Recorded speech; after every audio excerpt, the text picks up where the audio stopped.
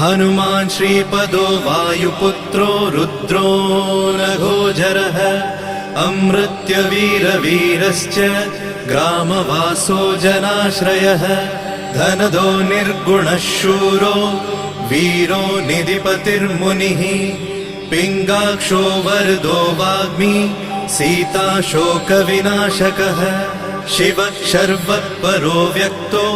व्यक्ताव्यक्तो धराधरः पिङ्गकेशः पिङ्गरोमा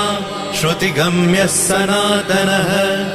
अनादिर्भगवान् देवो विश्वहेतुर्जनाश्रयः आरोग्यकर्ता विश्वेशो विश्वनाथो हरीश्वरः भर्गो रामो रामभक्तः कल्याणप्रकृतिस्थिरः विश्वम्भरो विश्वमूर्तिर्